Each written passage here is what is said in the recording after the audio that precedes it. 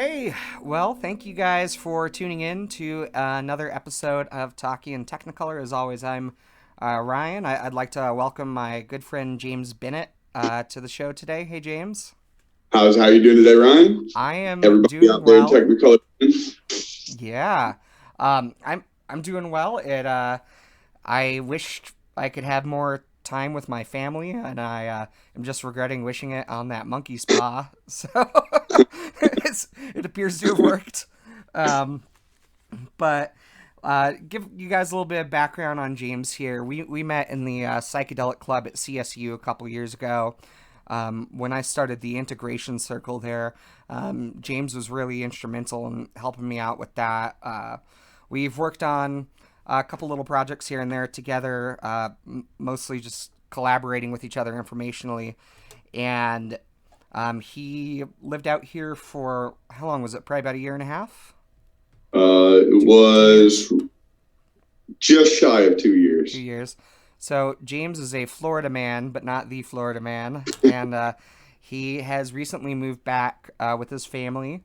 But we used to go mushroom hunting a lot together and with our kids.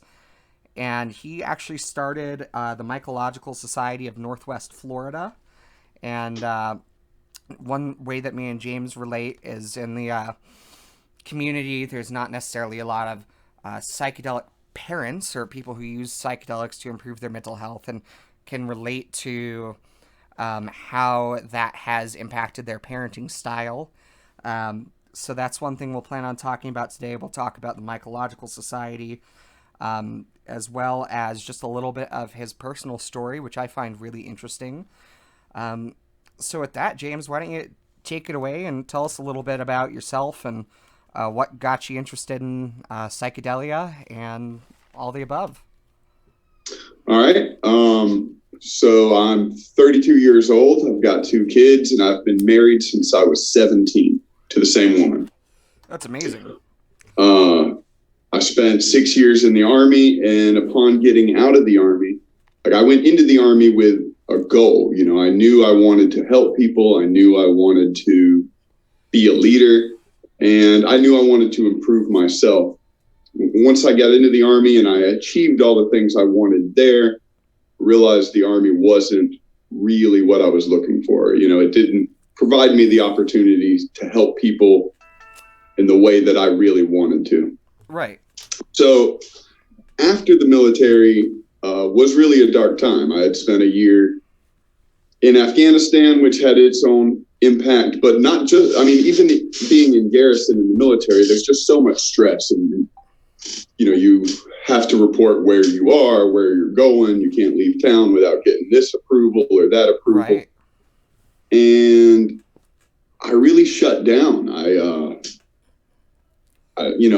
just didn't want any stress, where I was, shucking responsibility, right, in a big way. And it was my interest in psychedelics that really gave me something to be passionate about. And, with like psilocybin mushrooms, that was the use of psilocybin mushrooms gave me the ability to see beyond just the damage, to like shuck off this weight that seemed to be weighing me down. Sure. So what first gave you the idea to try the psilocybin? The very first, my first introduction to wanting to try psilocybin was the Johns Hopkins study that got released. Okay. It was one of the first recognized studies of reducing anxiety using psilocybin. And I didn't think of it for me initially. My wife has a lot of anxiety. And I wanted to, based on what I read when I read the study from Johns Hopkins, I considered psilocybin as being an option for her. Something to help her relax, to see things differently. Obviously, I didn't know anything about psilocybin at the time and the power that it had. Sure. Really. But it did lead me down one of the best summers of my life and kind of put my life back into an order, or at least gave me the tools to be able to put it in order, to see the pieces before me that need to be assembled. Yeah. So when let's go back to the first time you tried it there. I know you forage a lot out there in Florida. Were these wild ones or some uh, other variety? I guess we'll say. They were wild. They were not cultivated. Yeah. I did try to procure cultivated mushrooms on the Mm-hmm. black market, but nobody was into it, especially here in Florida. Like nobody was interested in mushrooms. They're all, mycophobia is rampant here. Sure. Although So I, it took, oh, go go ahead. I'm ahead. sorry.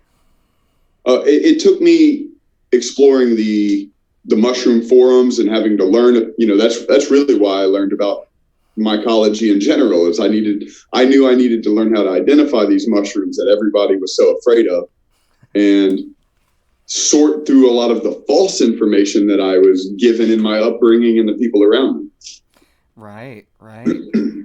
That's one thing that's interesting with the upbringing thing. I think I maybe we've talked about this. You're Scotch Irish, right? I am. Yeah. I'm a quarter Irish. Okay. Yeah. Me as well. And this is one thing that I've learned.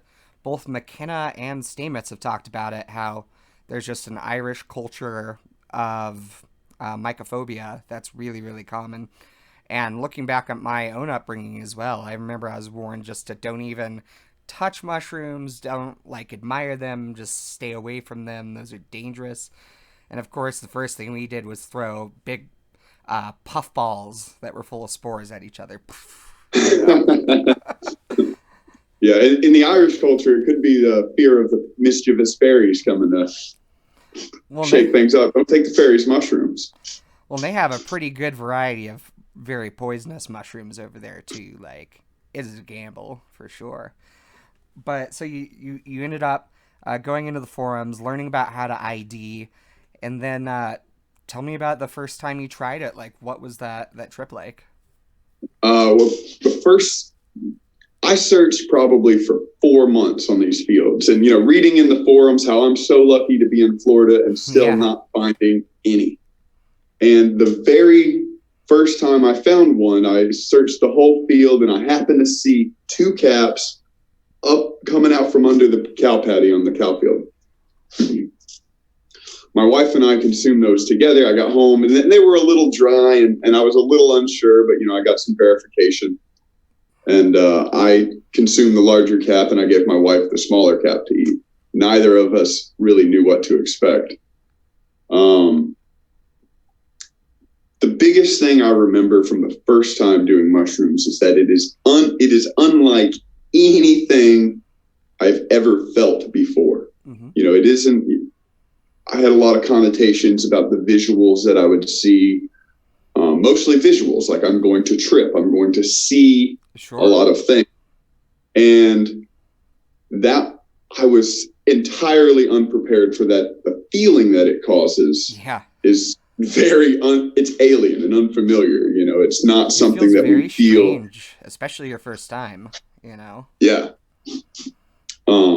And then only to find that the visuals themselves, though things could kind of breathe and distort and move around, the real visuals were almost like, the best way to describe it is through your third eye. Like you're seeing a layer of reality imposed onto what is actual reality. Whereas the ceiling is dripping, but I can look and see it's not, but I can clearly see this purple ooze that is kind of there, you know. Wow. So you were seeing like what is it, like the shamanic fluid that they talk about, like this quick silvery viscous stuff coming out? Yes, yeah, like dripping all around. That's the first I've heard of it. Is that thing, the shamanic fluid?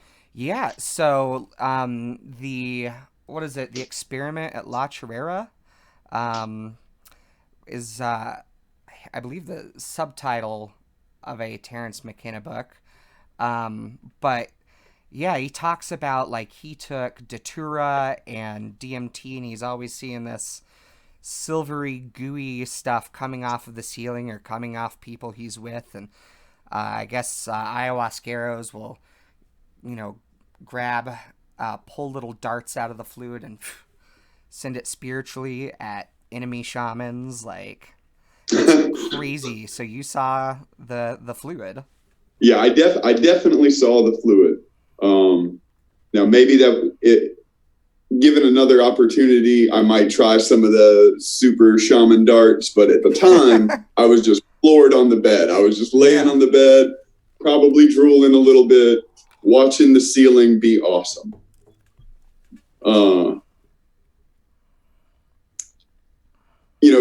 During that time, I'm also getting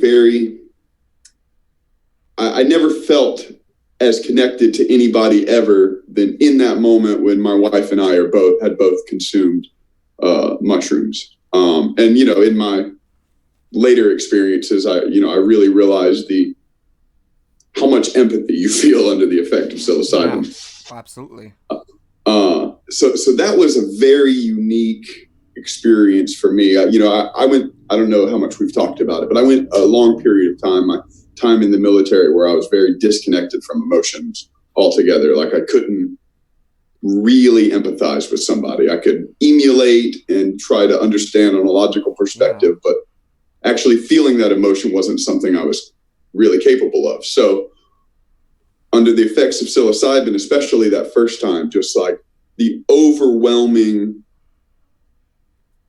feelings coming from my wife made it very difficult. I kept telling her, I'm high too, bitch, quit tugging my t-shirt. It's a line from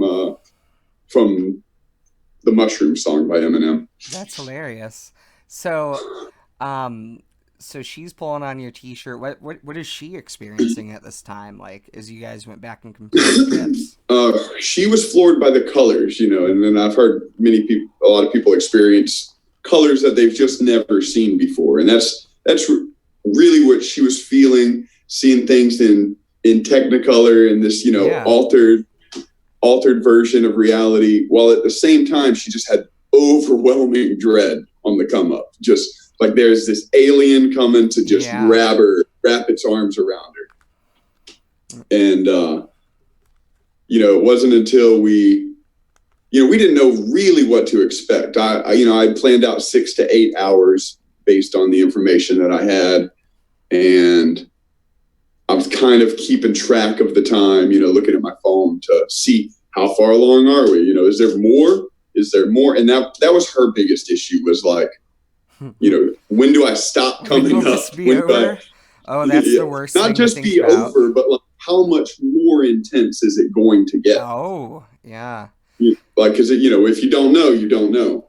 Yeah, although I will say, once you're in there, like, I always get freaked out during the come up as well, and like, you just have to remind yourself, this is normal, this is what you did. And then once I feel it stop rushing up, usually I calm down. I'm like, okay, this is where we're at now. We can do this. Through experience, I have learned, like, mushrooms do seem to be a pretty, when you have a mushroom trip, it is pretty reliable in that, like, it's going to be about 6 hours, from the time I ingest to the time I'm done. 6 hours, that is a good window of time. But the moment I feel that I'm not coming up anymore, I know I've already peaked. I'm coming down, and that is comforting. Once, now that I know where that peak is, where it can go, as opposed to being entirely unaware. Yeah. And for my wife, she didn't do the same research I did for her consumption. She knew that I had done the research. She trusts that it's not going to hurt her in any way, but she came home from work and I'm like, here, eat this. And she's like, okay. Not a lot of deliberation in that process. That's a lot of trust, when it happened, I was shocked. I was like, maybe a little more hesitation would have been, okay. But well, you guys have been together since you were kids, so of course she trusts you, right? Yeah, absolutely. Yeah, that's awesome. So, what kind of ended up being your takeaway from that whole experience? The biggest thing, especially from that first experience, like, we have ideas that what we understand to be true isn't exactly true. Like, the way I think politics works, maybe it doesn't quite work like that. The way I think this coronavirus works, maybe it doesn't quite work like that. But after that first psilocybin experience, I learned a lot more things that I took for granted as truth. Probably not so. Even just subconscious things like the idea that when you're inside your house, you're somehow separate from outside. Oh, You just yeah. have a wall in the way of being outside, but you're not much more separate from the outside than you would be. You're not as safe as you believe yourself to be. You know, I outside inside was a very, very big topic for me in my first trip. Like, I was sitting out on my back porch, actually sitting out in my garden looking at the stars, and I was realized that all of the houses are sort of facing each other. And it almost felt like it was so we could rat each other out for doing stuff in our backyards, right? And I was like, no, that's not true. There's nothing illegal about hanging out in your backyard. And then my next thought was, yet, like, Right. Absolutely. but it's interesting because there's like, in a neighborhood like my neighborhood, we're in like a, sort of a suburby area, and you basically we're sort of crammed in next to each other, but we act like the other people on the other sides were in our own private world. Right. Yeah. Like there's so much, like we're within 6 feet of each other and you think you're somewhere else. You see the same thing in traffic, inside of a vehicle, people feel very secure. Like they're somehow not out in the middle of public around hundreds of other people in this traffic jam. Yeah, you kind of dissociate a little bit almost, right? When you're in the car, you're just in your bubble. And there's another dude like sitting, a foot and a half like right next to you. Just through this much steel. Yeah, it is, from what I've seen, neurologically, I think it's a kind of like a defrag. It's a way of compartmentalizing information so you don't have to, we don't have to constantly consider all of the potential hazards while we're in the car. We need to keep the car on the road and moving and away from obstacles, but we don't necessarily need to be worried about these 100 people who might be watching us. Yeah, it's almost like a flow state. You get your music, your podcast on, and just like go and don't even have to think about it. Yeah. Yeah, people do weird things in cars. Yeah. A lot of nose picking. A lot of nose picking going on. For sure. So, yeah, it sounds like it was probably like a very new experience. Like when you were going through that, have you noticed a big change in yourself, like in your personality or the way you relate to the world before and after? Yes. And that is something, it's a choice I would happily make again. I still like psychedelics and still use psychedelics for my mental health, but there is a price for everything. Like once you know that what you believe isn't true, there's no going back from that. And some people are very comfortable, just like they're comfortable in their cars. They're comfortable believing they're safe in their cars or in their house inside.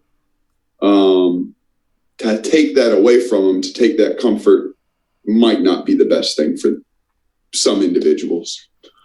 Or at least if you're going to do it, they should know what they're getting into to the best that you can prepare them. Yeah, well, I mean, and it's really impossible, like, before you go in to even know what it's going to be like, and it's so different for everybody. It's kind of like that scene in Star Wars. I've been watching the old Star Wars movies with my kids on VHS. And yeah, and I think it's... What do your kids think about a VHS tape? That's got to be crazy. Oh, they love it. My 3-year-old, he... so to give a little background, these are all my VHS from when I was a kid. So that's awesome. Yeah, my mom still had them, and I got a hold of a VHS player. Now, they stopped making VHS players like 2 years ago or 3 years ago, so literally nobody makes them anymore.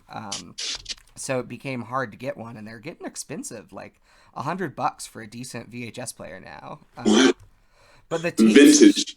Huh? You said it's vintage. Yeah, well, but the tapes are like $2 a piece, or you can get like, 15 Land Before Time movies for like $5 or something on eBay. So, but yeah, my 3-year-old loves to open it, put it in, hit play, and then at the end he rewinds it and puts it back in the box. So, he's been watching a lot of Land Before Time and like E.T. he likes a lot. So, That's all. yeah, it's been fun. It's as we've all been kind of cooped up, the extensive VHS collection of my childhood has kept them occupied. So you mentioned Star Wars. You're referencing a scene. Yeah. I feel like psychedelics. Thank you. I was not gonna get back to that. It's like in Return of the Jedi when he is in like that cave, when he's training with Yoda on Dagobah, right? Mm-hmm. I got at least one of those things wrong, and someone's going to leave a comment about it. But he goes into the cave, and Yoda tells him, the only thing that's in there is like what he brings with him. And he chops off Darth Vader's head and pulls the mask off, and it's like this really corny prosthetic Mark Hamill head. Like you can tell it's fake, but I feel like it's very similar with psychedelics. Like whatever your demon is, that's exactly what goes into the cave with you, and the veil comes back, and you have to look at it just naked. And once you have that information, you either have to do something with it or just choose to ignore it and choose not to do something about it. You know what I mean? And that's a tough decision, Yeah. For me, it's not a tough decision. From the time I was a kid and probably for the rest of my life, I'm exploring this life. I want to see what life has to offer. But I do see a lot of people who they live in their boxes and they're happy in their boxes, and they really have no desire to actually leave their box. Sure. Yeah, I feel like, we almost kind of get locked into these patterns of comfort, and even to the point of like a lot of people doing, I know myself included, forming unhealthy habits or not managing your self-care and just starting to deal with a certain amount of pain, emotionally and, physically in your life, and choosing not to do anything about it, or choosing to ignore a part of yourself that makes you uncomfortable or sad, Right. Yeah, it can't all be helped. Our we operate in our default mode network, and that's we build patterns in our brain, and those, it's a network. We can't just decide that the network is going to be changed. It takes work, practice, repetition, and psychedelics sometimes to alter that pattern. Yeah, and I feel like, as let me see this. Let's see. Sorry, 2022. Had to write down that time. Can you hear Finn crying in the background on your end? You can? I did. I just heard him. Okay. Do you mind if I pause briefly, help Sarah get him into bed? It'll take me like 5 minutes. And we can. I don't mind at all, man. I'll smoke. Okay. We'll take a brief break and come back. Okay. We are back from just a brief break. My human child was making loud noises. We're all at home during this time, obviously, so went ahead and helped him into bed, and everyone is happy now. So, woo! Yeah, it was pretty cool. My eldest brushed his own teeth and gargled and spit in the sink, did everything by himself tonight, and such a big boy. Oh, it is amazing, really. But yeah, so let's kind of pick up where we were at. You were kind of telling me some of the differences, I believe, in how you think and feel now versus before you ever did mushrooms, and kind of the changes yes. in your life since. So, like there's no magic solution to being human. Like, I think sometimes, like as amazing as mushrooms are, and yes. I don't know, as much as mushrooms are amazing. I love mushrooms, mushrooms, love psilocybin. I'm not my bringing up that it does come with a price does not take away from that. I personally love psilocybin, but it's not going to solve all of your problems. So now, whereas before I felt very lost, I felt like I had this big load on me. I couldn't even see that it was on me. I'm like just feeling weighed down, no idea why, treading through mud and entirely lost. Whereas now I have a understanding that the only thing that's important is I do what I feel I need to do. Keep surviving, keep living through life, and pursue whatever I'm passionate about. There is no real right or wrong, but then that gives a kind of choice paralysis. Where do I put my efforts? Sure. So that has been my biggest hang up, is deciding the most effective way to put my time and energy. I've dissolved any kind of illusion that there's something I can't do, or there's something that's too big outside of the scope of something I could tackle. But I've also dissolved the illusion of these large things that I might want to tackle. I have an understanding of what it's going to cost to go down that road versus another path. And in the interim, for now, where I'm kind of sitting is, I'm back at home. I had some hardship, I had some death in the family. And my wife and I, we were on kind of rocky terms, which I think was really just brought on by all the stress and death in the family. Absolutely. And then the coronavirus comes. So, I'm really just going with the flow. I'm like, there is a grander plan. Some people might say God has a plan. I tend to say it's the universe. The whole universe is moving in some kind of a direction if we just go with it. You do what you're led to do, and you rest when you're led to rest, and focus your time and energy on the kids when you can, and when you don't have the energy, you don't have it. Do what you need to do to build that energy back up. Sure. Yeah, I feel like it's been interesting to see how people have been adapting to this whole situation, whether it's getting really aggressive and just like pent up and upset, or going deep into a very spiritual place, or just putting together puzzles, or baking bread like you haven't had the time to do in years. Like, right. This is definitely, I think, going to be like a historic time that people look back and reference. Undoubtedly. Like this, nothing like this has happened. Nothing quite like this has happened in our history. This is an entirely new experience, not just with we've had other plagues and viruses and things before, but the development of the nation, where we stand, the power of the internet. There are a lot of factors that we have here, a lot of disinformation, mixed information. Nobody knows what to believe. It is a crazy time, and it's far from over. Even once the coronavirus is gone, the economic recovery is going to be a climb, and we got a lot of stuff to work on. We really have to come together in order to do that. We just have to find some kind of common ground to come together over. Well, and I think it's interesting. They're saying that quite a few people, like 80%, support just staying home right now and just focusing on that over the economy. And so I think, when you see the folks out protesting, it's like a very vocal but very small amount of people. And I think the fact that things appear at this point to at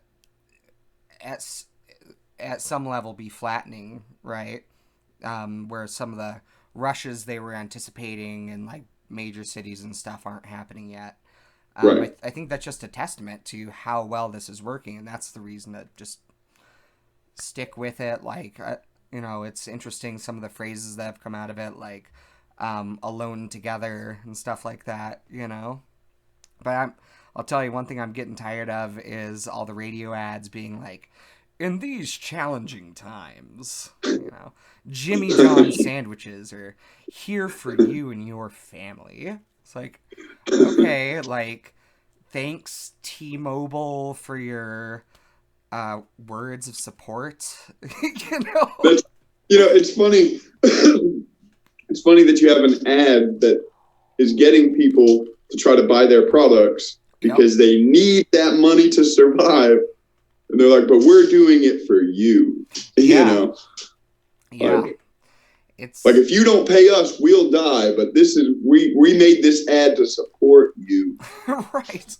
And it's like some of the companies with ads saying things like, thank you to our heroes on the front line of the, outbreak. And, okay, well, that's cool that you spent thousands of dollars on a commercial, but how about hazard pay for your employees, Right. Yeah. And that's what, not to say that there, people that are working right now, especially during this pandemic, they're having to overcome, if nothing else, a large amount of fear of the unknown. We don't know really what to believe. Nobody wants to be afraid of something they don't understand. So they are heroes. I don't know, is kind of a stretch. It's just a marketing campaign. And that's really what bothers me. It's really cynical is what it is. I'm like, personally, I'm like, go people. But, even as a soldier, like, we're told we're heroes so that we'll fight and potentially die for the greater cause. And I'm like, I never really felt heroic while I was in the Army. I felt like I was doing what I needed to be doing sometimes, but when somebody calls you a hero, I'm like, all right, what do you want? What are you trying to get me to do? Why are you saying that? Sure. Yeah, I feel like a lot of times, one thing that people are very focused on these days is, purchasing on the basis of, like, virtues, right? People are trying to, as consumers, move in a direction. I feel like a lot are. I know I am to a degree, where companies they purchase from aren't harming people, And so you'll see companies that, it's super weird, to see, like, Little Debbie or something putting out a Pride Month ad, for Little Debbie snack cakes or something. It's like you're just making money off of it. Right. I mean, but that's, and you don't hear shit the rest of the year from them about that. But that is their job. Like, a corporation is required by law to make money for its shareholders. Like, sure. And they're their own recognized entity, and I think they need to be treated as such. If we're going to call them an entity, like, let's hold them responsible. Let's put them to death if that's what is required. Whoa. Not the people. No, the company itself. I know. Yeah. But like, we're so quick, like, oh yeah, execute that person. But when it comes to a corporation, we're like, hold up now.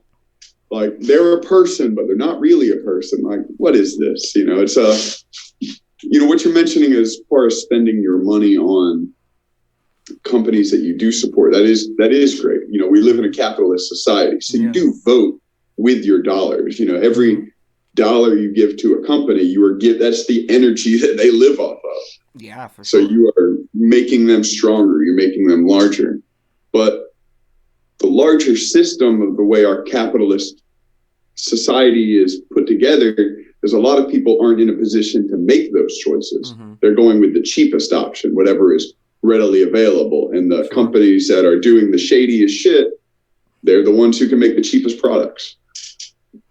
Right, because when you're cutting corners, it's the system's set up in such a way that you're almost incentivized to cut corners. Absolutely. Because you need to make the highest amount of profit as possible with the lowest amount of cost. So, this coronavirus is a good kind of like segue into where the future, I believe, is going, is because, it's about to get weird. There's going to be, we got CRISPR technology, and, the psychedelic revolution is happening. AI is right around the corner. And things are going to get very, very different than they are right now or were 10 years ago. Well, certainly, and I think, there's two sides of what's been going on here, I feel like. One is that I feel like it's showing, just at the slightest amount of stress and pressure, some of the flaws in our system and the ways that certain philosophies are guiding the way that we handle a national crisis. But the other side of it, and more the positive side of it, is it's kind of amazing to see people practicing different forms of self-reliance right now, whether it's making cloth masks and distributing them in their local communities, donating them to hospitals, or I'm seeing a lot of people who don't normally garden, starting a garden in their backyard just in case right now, since there's some issues with the supply chain with grocery stores going on, that they say could be a problem down the road. Personally, we haven't really left in a few weeks, and we're starting to get garden food up now, so some asparagus and garlic greens and lettuces and spinach. So we've been able to eat like freezer food, dry food, and stuff from the garden. And I feel like that's a trend that's happening now that's really positive. So people are kind of, Yeah, very, very much so. yeah. I mean, I know some smokers who are growing tobacco, so that they can save money on cigarettes this summer, and they're already starting to garden, and so I've been giving away some tobacco seeds in my community over here, and tobacco plants, which is kind of fun. Yeah, that's all. Huh? I said, yeah, that's pretty awesome. I mean, it might be something I want to get into myself. I saw where you were giving away some plants Yeah. there. Yeah, well, certainly once we grow some seed pods, I can send some out to you, or Oh, yeah. we can message later about how to grow tobacco. It's super easy and super fun. Like, and you can even grow it out here in Colorado, where you would think you can't grow tobacco. You were talking to me earlier before we got started about some of the stuff you're planting and foraging for right now out in your area. What do you got going on? Well, so far I got one raised garden bed where I got beets and onions planted. Mm-hmm. And then I'm about to get my cantaloupe and watermelons going. Nice. So we have some fruit this summer. We also have some herbs. We're going to get an herb garden going. Some basic herbs, parsley, cilantro. What else we got? Potatoes. The biggest thing I'm trying to get going right now is potatoes. I've got a couple of old washing machines. It's the top load washing machine. So I've removed it. So it's just the metal case. Nice. And I'm trying to grow potatoes in there. Dude, that probably drains really nicely, I would imagine. Oh, too. Yeah, absolutely. I mean, it's open all the way through. So I'm just going to set it up as a vertical potato bed. That's cool. And we'll see how that goes. That is awesome. What kind of potatoes are you growing? I haven't got them started yet because potatoes have actually been a scarcity around here. It's been hard to get potatoes, just because they go fast and the resupply has slowed slightly. Sure. So, you go to the store and the day before resupply day, there's little left. But russet potatoes is what I'm going to get going. Nice. So, but really, whatever I can get going, I can live off potatoes. I'm a quarter Irish. Yeah. Quarter of my diet can be potatoes entirely. That I was thinking about that while I was planting them. I was like, I've been eating a lot of corned beef because I just had it in my deep freezer, and potatoes because we just had them stored away. But I was out there in the garden planting. We're doing these they're called like royal purple potatoes. So they're like small, like red potato size, but purple all the way through. So that's going to be kind of cool. I always like to grow like oddball stuff. Like we've got purple asparagus coming in right now too. So I like odd things too, because like even like we've got some like a variety of carrots that we're trying to get Oh, going. nice. And, you're so used to eating the same kind of orange carrot that you get this purple carrot and it's slightly different in taste, Hmm. slightly different in texture. And you got these differences that like you get to re-experience a carrot. Like what an awesome opportunity. Yeah, I feel like the purple ones have like a more herbal or a floral kind of smell and flavor to them.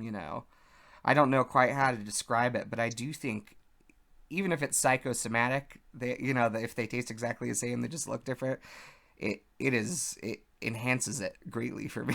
Well, I mean, surely there is a difference, like we're Yeah. even in the cannabis world, we're just now learning about the entourage effect between the terpenes and the cannabinoids. So, the terpenes exist in other foods as well as who knows what chemicals are in these other foods in small amounts that are unstudied, unidentified, that are Yeah. changing minutely the way we feel or the way it tastes or what have you.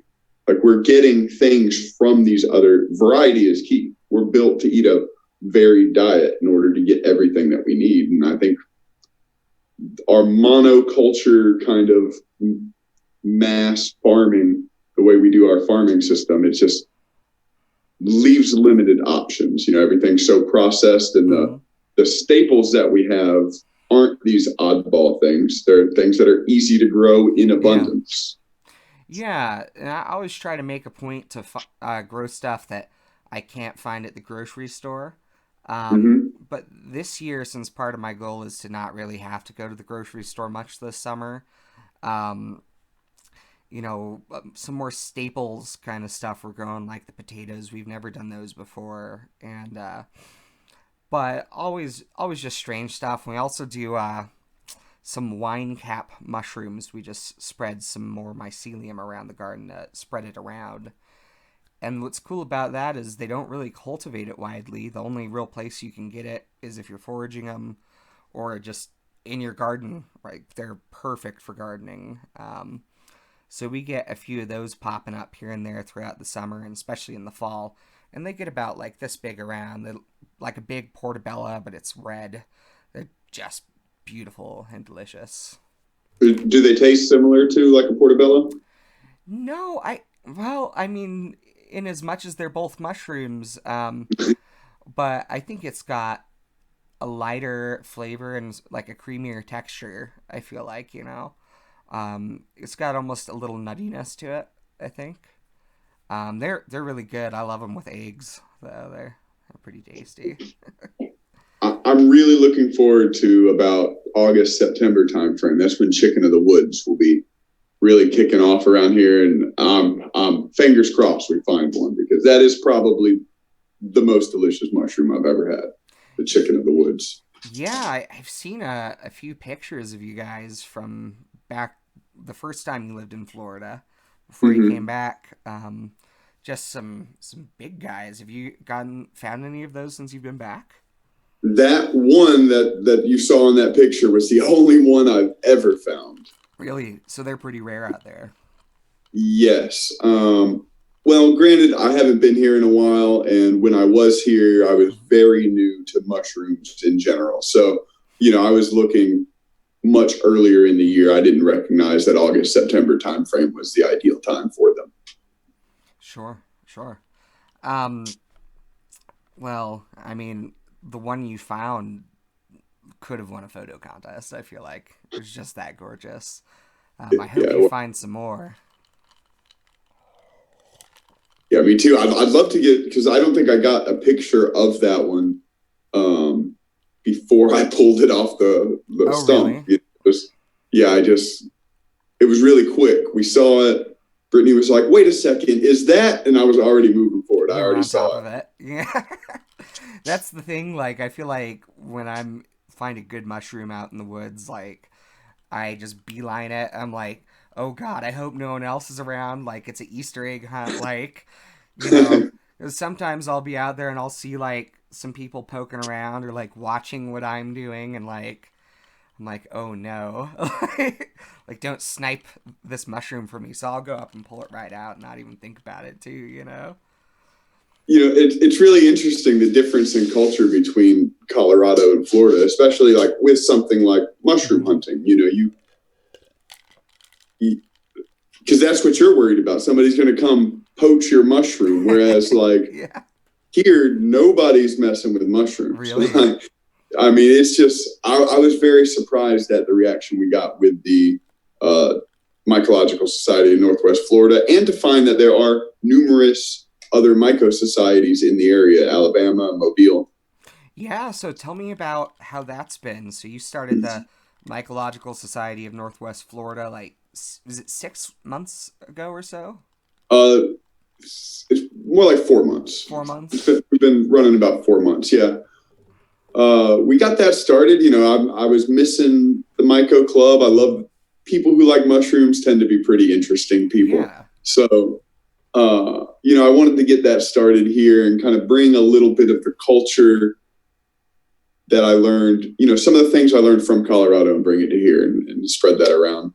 And, you've been a great example with that, with your myco club. Well, thank you. So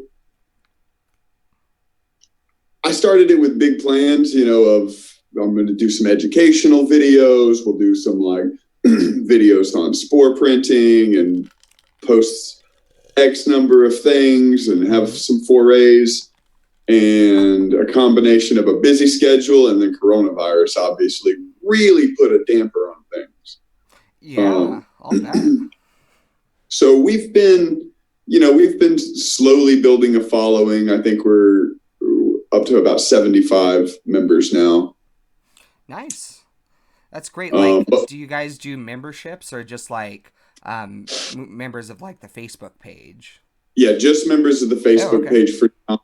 That's, I wanted to kind of, when I started it, my intent was really just to feel it out, to kind of get an idea of like, is it something people around here would be interested in?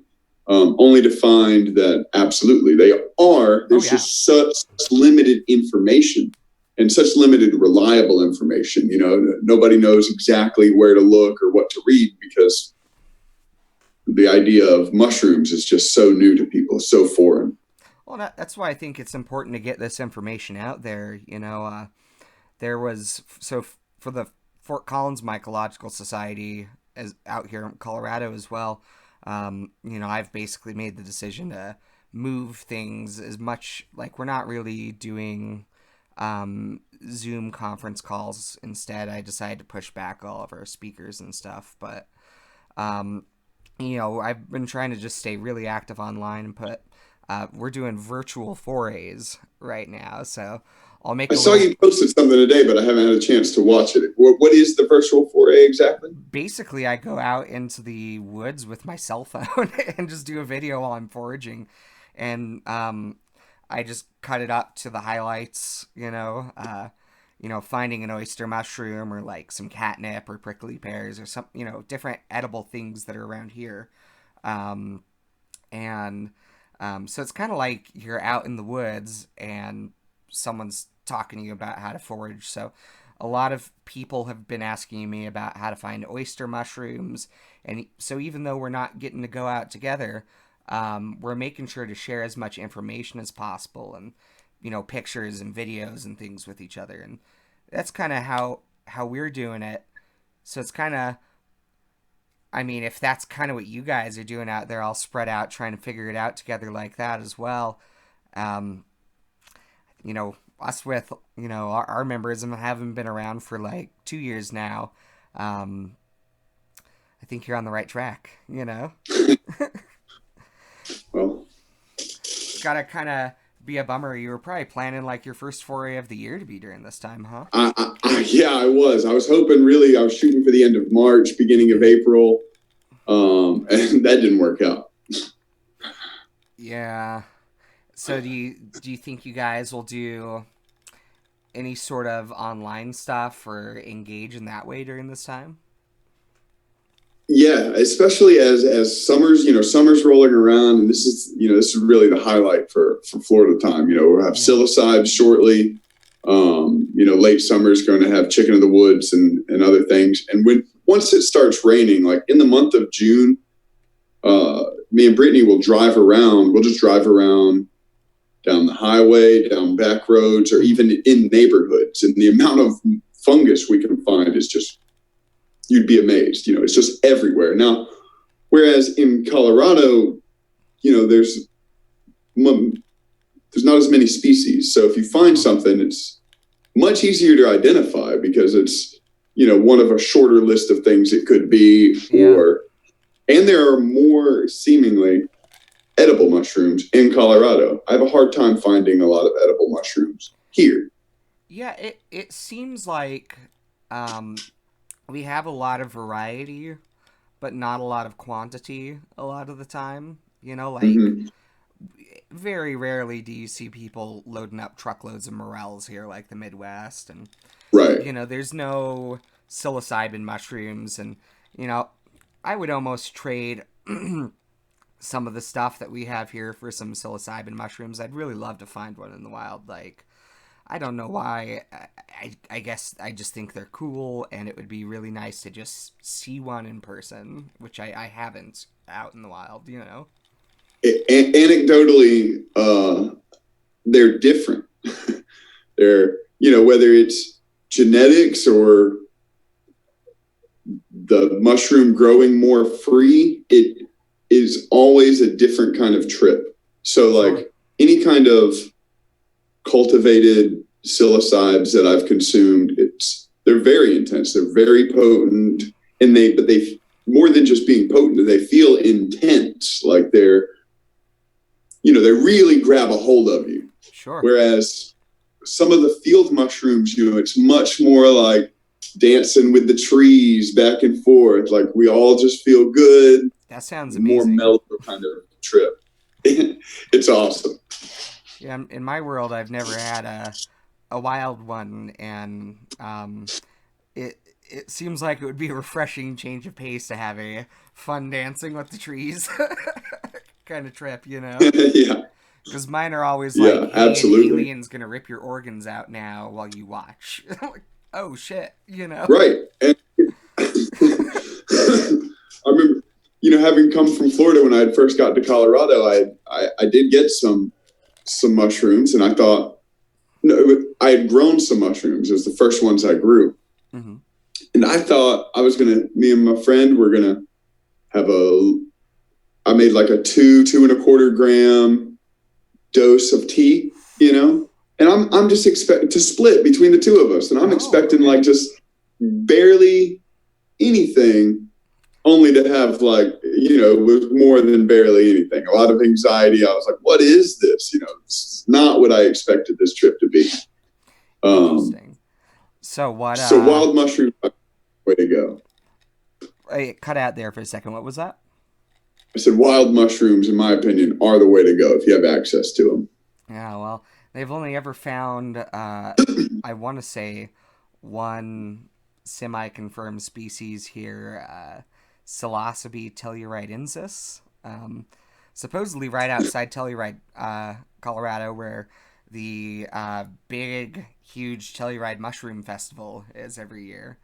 But people debate whether it's that or another different psilocybe of some kind. But yeah, I think it would be lovely to be able to walk out into a field and find a cow patty. So when you do that, do you have to be like wary of farmers or people like getting on your case? Because obviously cows are cohabitating that area.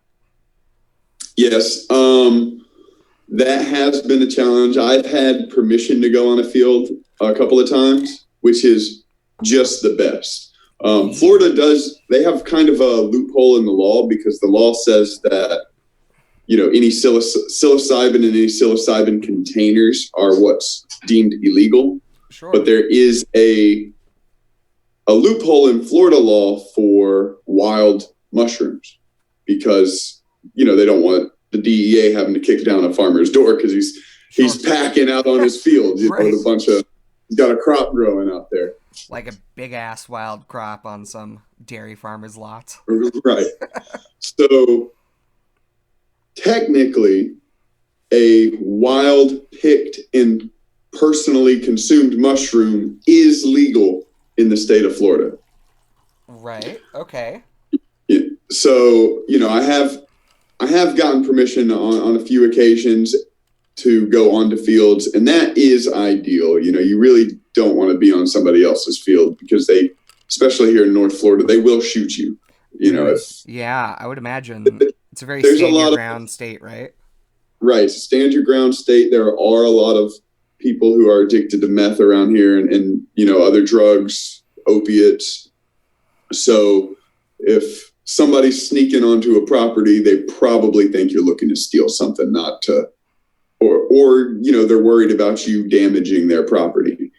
Sure. Um, Or just some having, crazy hippie finding drug mushrooms in their field and they're not chill with that, you know? right, yeah. So, quick question. So once you dry them in Florida, do they become illegal? Like if you pop them in your dehydrator, can you have them or does it have to be fresh? Yeah, I mean, it would be really, you'd have to fight it. I mean, somebody would have to call you on it. That's the thing about the law. It's not really set in stone. It's whatever Sure. you can argue in court. So that would be an interesting, if I dried them out and carried them with me, then definitely I could get charged with possession. Um, Like if they're in your house and you found them wild. Well, I suppose they'd assume, because in New Mexico, I know you can have and grow, you can cultivate psilocybin mushrooms, but you can only have them fresh. So what people do down there a lot if they want to keep it legal is they'll freeze it, um, and then like thaw it, make it into a smoothie. Because for whatever reason, I think, and this could be wrong. It's secondhand information, um, but I guess if they dry it, it's considered manufacturing. But if they freeze it, it doesn't. It's not that's considered that. interesting. So Right. I mean, this seems ridiculous. it's completely an imaginary law situation where it's like, you made a rule, and then because of the way it's interpreted, it's bizarre rules for no reason. So you can use one appliance to preserve it, but not the other. Yeah, but that is how laws, they're not perfect. They're kind of just what we got. So, again, as far as drying the freshly picked mushrooms, if you had it in your own home, I mean, like, I don't think anybody'd be kicking in your door looking for mushrooms, It's not a high but priority, right? I wouldn't be posting it online that I dried some mushrooms that I found. I wouldn't let someone know that I had that. Yeah, I was on Facebook. I'm baffled because I'm on many like mushroom identification pages and foraging groups and boards and stuff, and um, I manage a page too for the Fort Collins Mycological Society, and I finally had to turn on post approval because people kept trying to share their mushroom grows and try to sell mushrooms, and I can't think of like a more idiotic thing to do on Facebook than to try Right. to solicit illegal drugs, like, and God help anybody who tries to buy it from them too, because who knows, at least one of them's a cop. Right? Right. I mean, that's just not a position you want to be in on either side. No. Uh, But people will do dumb things to try to find something that they've heard is so impactful too sometimes. But yeah, the thank you plant medicine movement that happened earlier this year, and the thank you plant medicine day, the psychedelic coming out a few months ago. Um, it's been interesting because I got like 200 friend requests from randos in different groups because of that. And half the time it's someone like, hello, I'm from Iquitos, Peru. I would like to send you a bottle of ayahuasca. I'm like, no, no. I'm not going to give you my credit card number, friend. Just like totally unverifiable, like no pictures of the person on the Facebook, and I've probably been solicited like at least 15 times since that day. Yeah, I mean, I get that on Instagram a lot. Oh, really? People are trying to sell me everything from mushrooms to weed to whatever. I'm like, I'm not doing that. Well, it is Instagram. It sounds like a weed delivery service, right? Yeah. That's not my joke. I forget where I heard it. I want to say Chong, Tommy Chong may have said that joke, but Oh, that's fun. yeah, That's a good one. yeah. Um. So yeah, man. I guess the topic that I'd like to venture into, and kind of the reason, I wanted to talk with you today is, as I was telling you guys previously, who are watching, James is also a father, and we've connected previously talking about how the use of psychedelics or that change of mindset has affected us as parents. So I've certainly read a lot about different experiences with psychedelics and motherhood before, but psychedelics and fatherhood is one I've heard a little bit less about. So it's been kind of part of my goals, or just wanting to start a conversation with other men about their experience as a father relating to their child, because I feel like our culture, personally, my opinion is that our culture sort of perpetuates a lot of intergenerational trauma between males, father to son. And I feel like it was almost set up that way for a while culturally. And it's been interesting because as I've gone through the course of my psychedelic experiences, I've absolutely seen ripple effects from decisions my grandfather made, or great-grandfather, all the way down to me as a person, and realizing that I have to stop the progression of that intergenerational trauma and heal it so it doesn't reach my children. So in a way, healing my family as well, healing their trauma remotely. If that doesn't sound too out there, but I guess what has your experience been with that kind of thing, with fatherhood and psychedelics? It is definitely, psychedelics let you see the world differently. They let you see the world a lot of times as it is, and they let you see yourself. So I attribute, or I credit rather, psychedelics with my ability to see the reflections of what I do in my own personal traits, and with my wife in my children. Oh yeah. So, I recognize, for example, that when I get my feelings hurt, I am, Brittany describes it as being prickly. I want to be comforted, but I'm really prickly about it. Like, you got to really want to give me comfort, because I'm going to be pushing you off.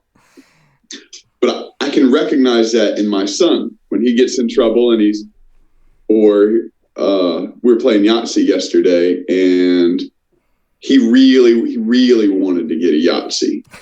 And then his grandmother, who was playing, got the first Yahtzee, and it happened to be while he was looking away, not paying attention. So he didn't see it happen, and everybody cheered. Oh, no. So it freaked him out because he didn't know why everybody just started screaming. And then he realized somebody besides him got a Yahtzee. And then he's pouty, he's running off. But he wants me to chase him down. The whole time he's telling me to leave him alone. And I'm like, ooh, I do that. And it's so annoying, It's amazing what they pick up from you. And I feel like really interesting, because I feel like they come out of the womb with a lot of that just already pre-programmed into them genetically. First month we could tell our first child was like Sarah, and first month we could tell my second child Finn is like me. And that's something I think we have to recognize. And it's you mentioned that there's always been a lot this intergenerational, especially between fathers and sons, or fathers and daughters, fathers in general.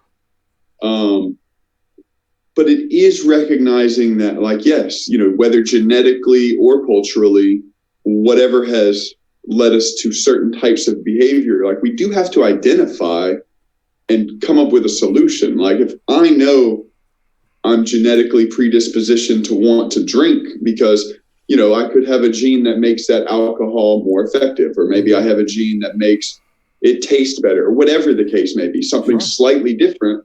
Like, either I learn how to figure that out and teach that to my children, or they have to do so.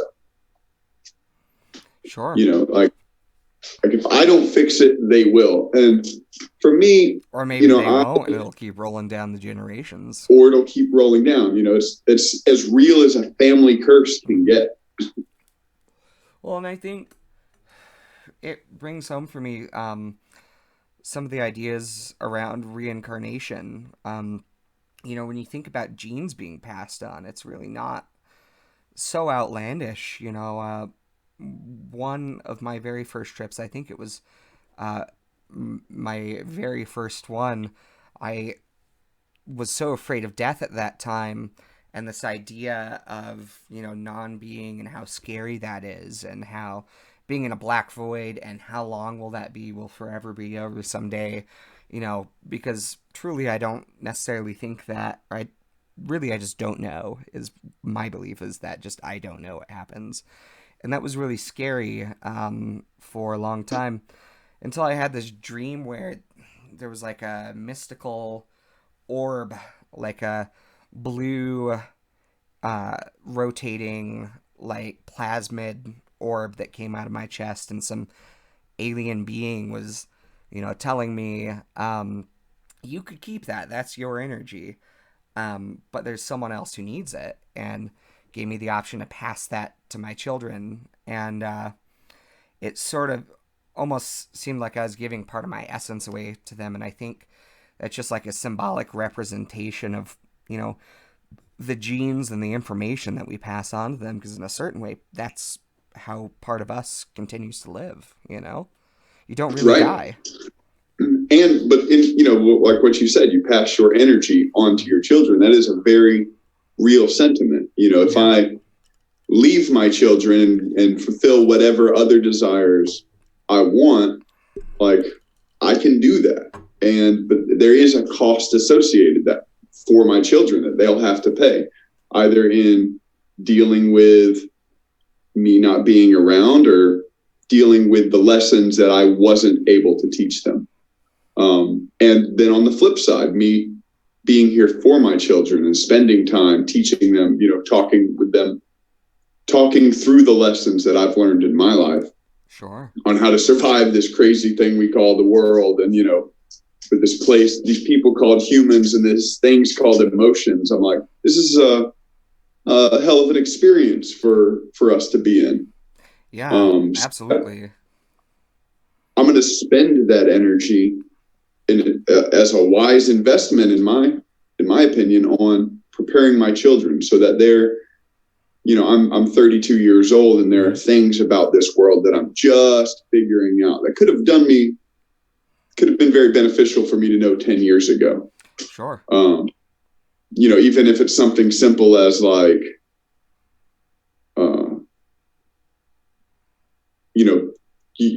it's okay to be at peace with yourself. Sure. It's okay to be right where you are. Like that's some helpful information, and especially to understand it, and I get to plant that into my children every day. That, my daughter, she's gay, and she's overweight, and these are some things that can cause a 13-year-old some grief in middle school. Mm-hmm. Sure. And she's really came into her own. She got here to Florida, and within the first week of her being at school, she started a D&D club that the school didn't have. She was the president of the D&D club, got it up and running. She ended up staying with her aunt for a few months at that school in Pensacola, whereas we came here to Panama City. Mm-hmm. And then after, a couple of months, she was ready to come back here, and the coronavirus happened. Sure. But, she was fully prepared to come here, get into school, and let the club be its own thing. Happy that she started it, but she doesn't need to necessarily continue feeding it. Sure. That's pretty cool. Yeah, I mean, I remember previously we had talked, and it sounded like she was really like prepared at her for her next school. She had like a strategy for how she's going to make friends and present herself, and I thought that all sounded like really healthy, positive choices for her. Like, and it Mm-hmm. sounds really great that she's actually followed through with that plan. Well, one of the biggest benefits I think to psychedelics Mm-hmm. is people who have experimented or who use psychedelics regularly are generally going to be more open to new ideas. They're going to be more open to understanding your point of view rather than just trying to project their own point of view. Sure. So as a parent, that's helpful because my children do truly understand that there's nothing that's off limits to talk about. Like there's nothing they're going to ask me or bring up to me that's going to make me so uncomfortable I'm not going to be able to talk with them about it. Sure. Whether that's the sex talk or even um, like the important for a male in some Mm-hmm. circumstances to not cry versus for a male in other circumstances that it is perfectly fine to cry. Sure. And that's a hard distinction to make, where it's much easier to be like, no, we're men, we never cry. That just Right. isn't the truth. Yeah, It takes a that's lot of time to get into the meat and potatoes of it. yeah, that's certainly the way I was raised. My father was very much a, yeah, we don't talk about our feelings, we don't, and would always evade questions about stuff like that. So, um, it seems like a lot of boys and men have been raised to have, one emotion, anger, angry or Right. happy, like, and that's it. And, I feel like that's one thing I'm trying to pass on to my kids is that, we don't need to necessarily conform to the traditional male gender role. That it's perfectly fine if you, want to do ballet or if you feel like, gardening or cooking. I feel like a lot of people used to consider those, girls' activities for kids. And, um, things like when the coronavirus hit, we had to get my son some pink, uh, you know, pull ups because he's still a little bit potty training. He's 3. Um, and he absolutely was like totally cool with the fact that it was pink. And it was like good because that's the only ones they have because every other one's bought. And so I just feel really glad seeing that's not like the way he's distinguishing who can do what, as previous generations had. And Right. I feel Right. like it Pink really, and blue had to have been a really good marketing campaign somewhere along the way. yeah, I bet in the 80s, because it seems like back then toys were really divided into the boys section and the girls section, Mm-hmm. which is why, like, the Nintendo Entertainment System, they had to choose is it a boy toy or a girl toy because there was no video game section at like Target and places. So they decided that it would be a boy toy. So that's why they advertised to little boys back in the day. And now, lo and behold, now we're finally at a point where we can say, yeah, girl gamers exist too. And they're pretty good at video games and just as, nerdy as any other gamer, right? But it's what we've Right. been advertised. But I assure you, when that Nintendo game console came out, they had no idea what games were going to turn into. Oh, no. Yeah. It's gotten pretty strange nowadays. For sure.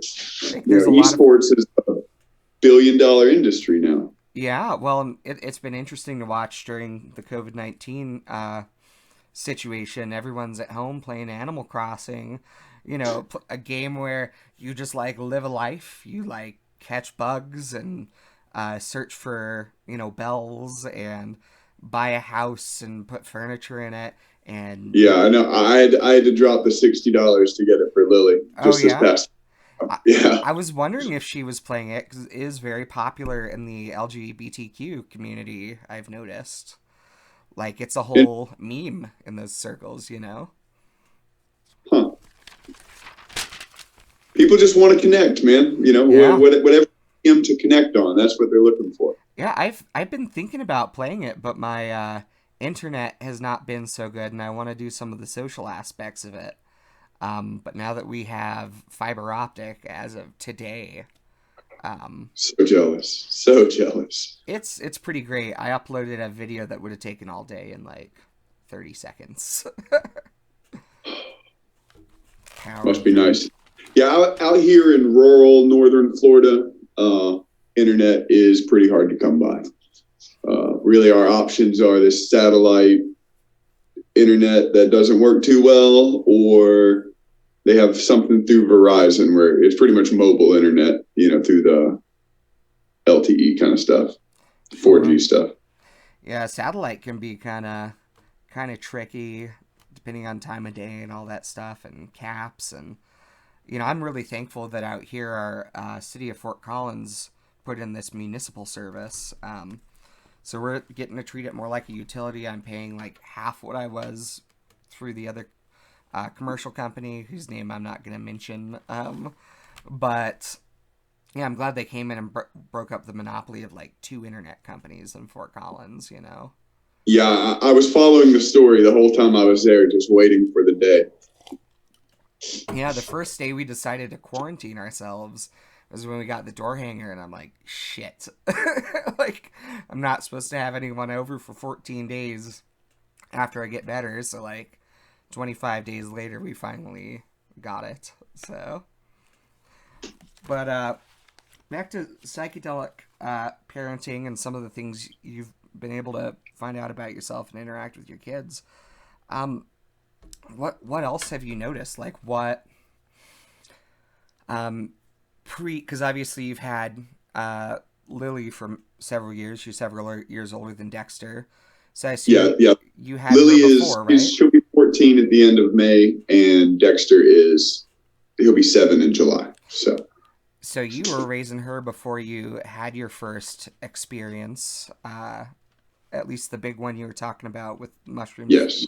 with your wife. And so have you noticed any difference in your interactions with her since that and how they've changed? And like, how's it affected your guys' relationship with each other? Um, there's definitely a difference. It's not entirely due to psychedelics. I Mm-hmm. mean, the when I was in the military, for example, and again, unfeeling. I was not well connected with my emotions. And so Lily had a pretty standard childhood, like dad's going to work, mom's taking care of the kids, and she would see me, you know, occasionally, but I spent a year in Afghanistan that we were apart. So we weren't super close, I guess. I made sure she was taken care of. I gave her love as needed. But as she's gotten older, I don't keep anything from my kids at all, whether I use cannabis or psychedelics or really any kind of drug, because if I feel like I need to keep a secret, then I must believe that it's bad in some Sure. way, and that's not something I want to convey to them. I don't think it's good for my own psyche to have to keep anything secret. I don't like the idea of having to, I am in an illegal cannabis state, so I need a med card in order to consume cannabis, and that is very different from being in recreational Colorado Is it and difficult to being a obtain part of out the there? cannabis industry, and now I'm here where I ought to go to jail just for having cannabis. Yeah. So is it hard to get your hands on a med card out in Florida?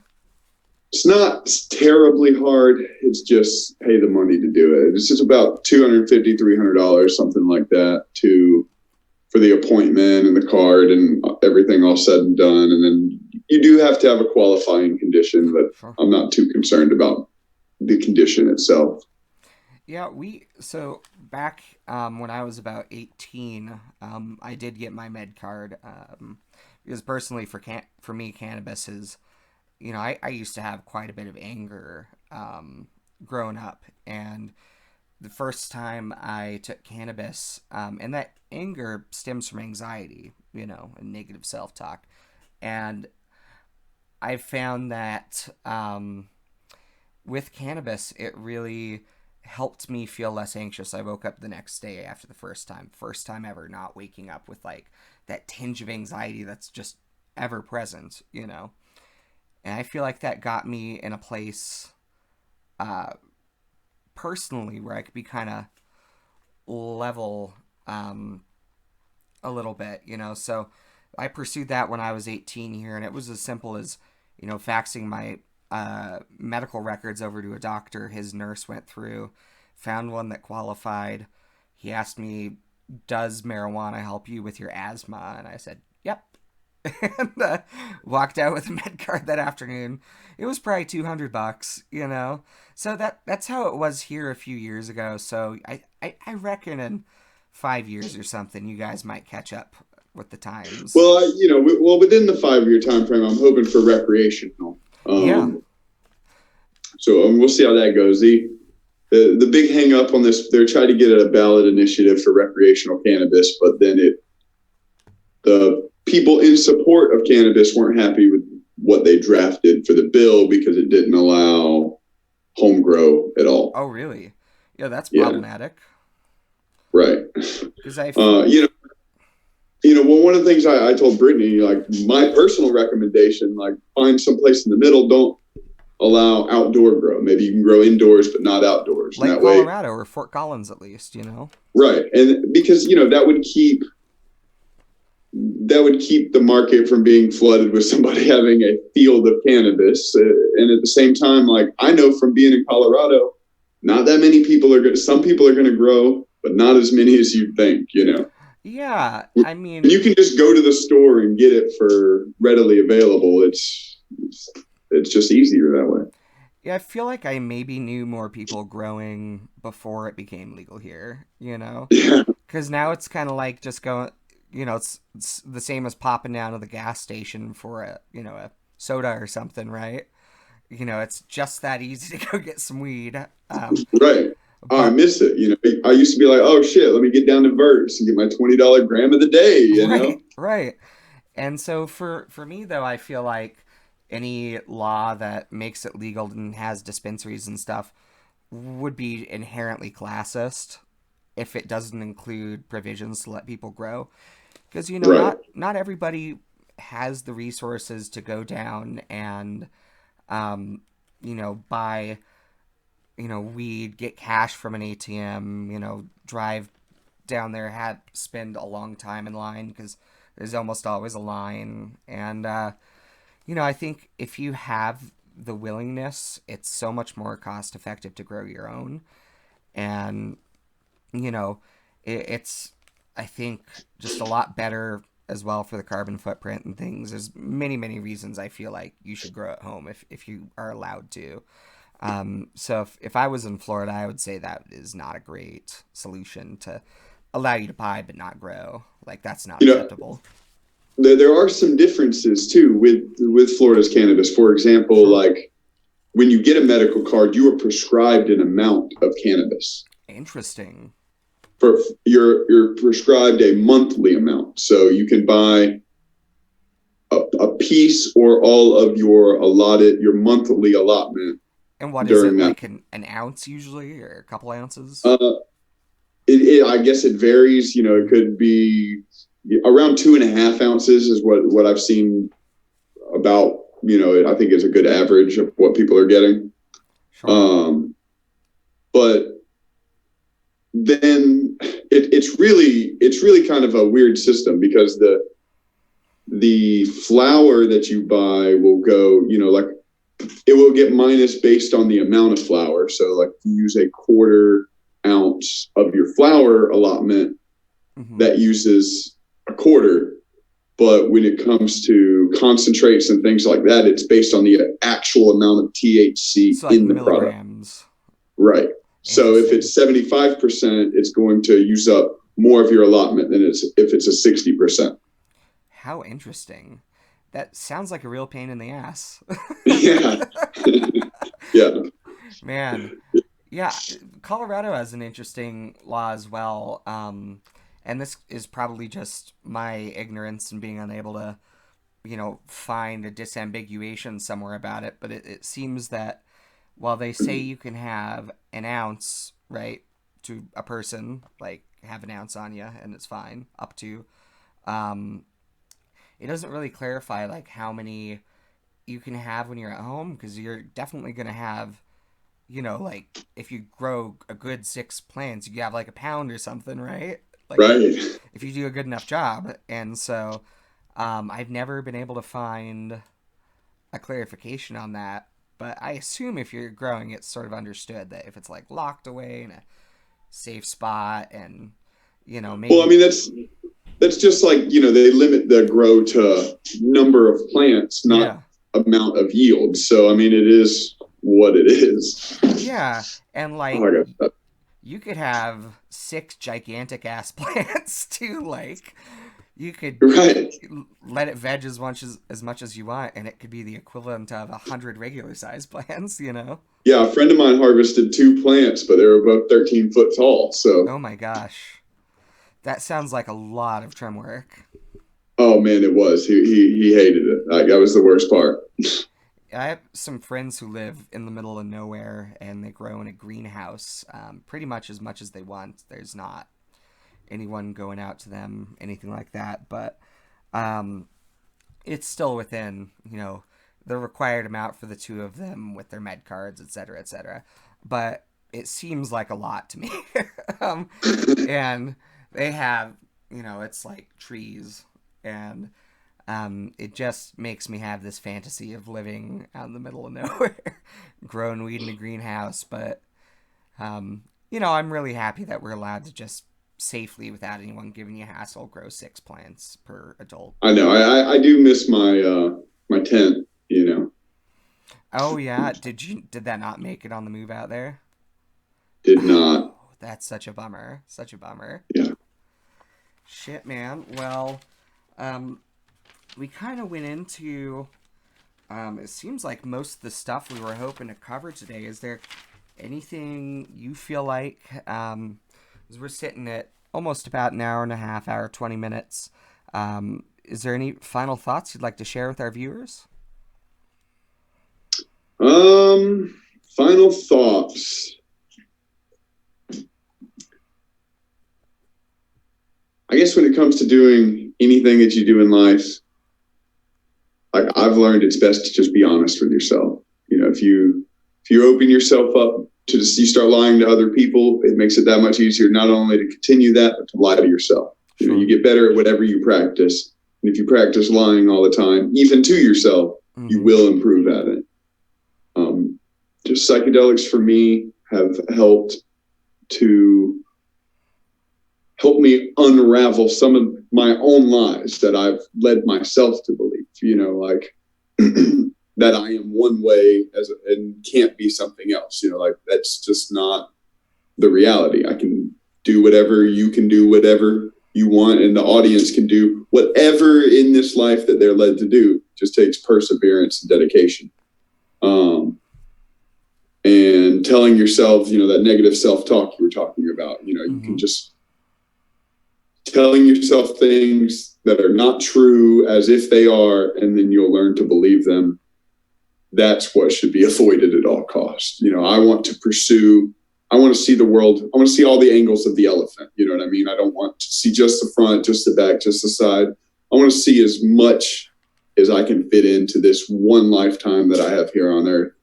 And I think psychedelics give me a window to see the same things from a different angle. Sure. Oh, are you That's still with really us? It cut out a little bit there. Oh yeah. Am I still here? Yep. You are back with us. Okay. It just froze for a couple seconds. So you're saying you want to see all angles of the elephant? That's right. Yeah. I mean, there are a lot of experiences in this world, and you can't experience them all, but you can I want to see the unique ones, like those unique vegetables you're talking about growing. You want to grow them because when else are you going to see something like that? Sure. I don't have the opportunity to think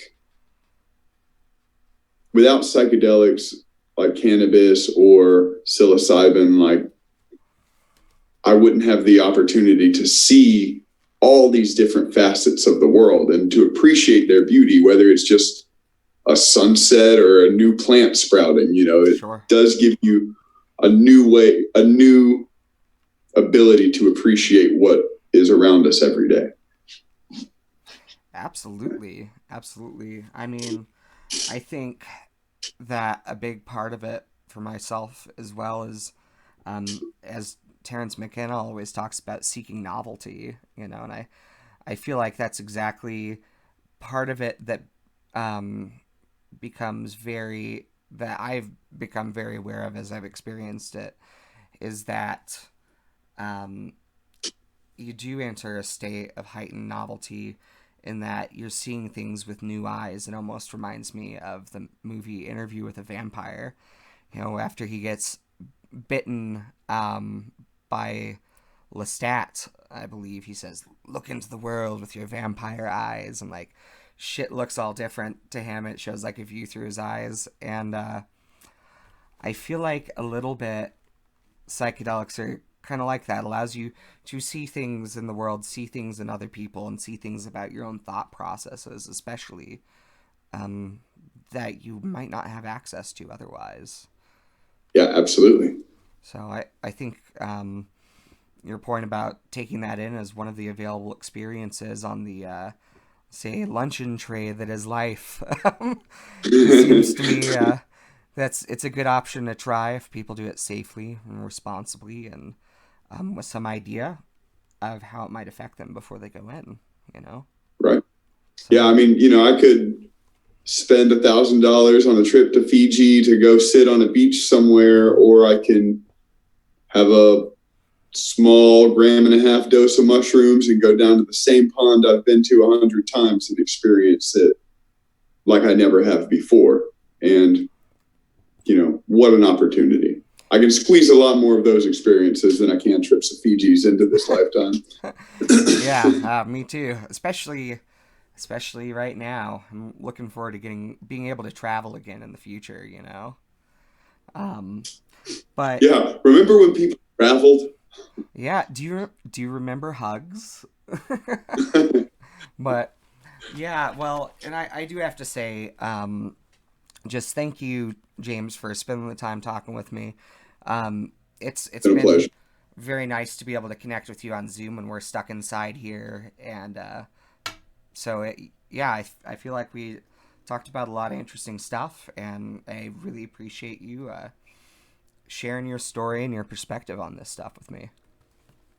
I look forward to doing it again, Ryan. Definitely, man. Have a great night. You too.